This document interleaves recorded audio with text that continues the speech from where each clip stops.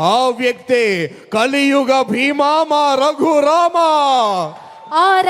గా మనందరికీ సుపరిచితులు విచ్చేశారు భీముని పాత్రలో.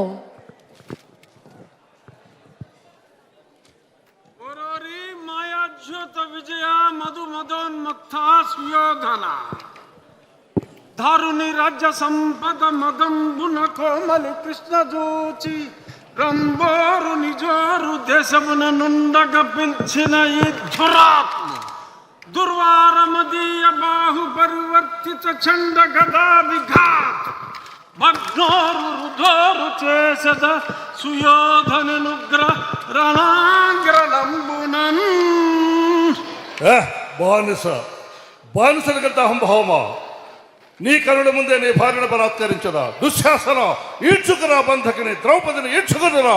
ఏ దుశ్శాసన, గురురుద్ధ బాంధవులనే చూచుచుండా మదో గురుడై ద్రౌపదినిట్లు చేసిన కలం దుశ్శాసనం.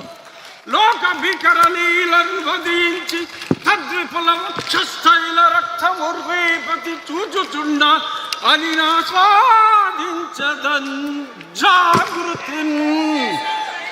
ఇంకొక మాట, నా జన్మదినము నాడు నన్ను కారాగారములో బంధించిన ఈ అభినవ దుర్యోధన దుశ్శాసన కీచకులను ఈ శ్రీకృష్ణుని అండతో ఆ నికృష్టులను పరిమార్చద.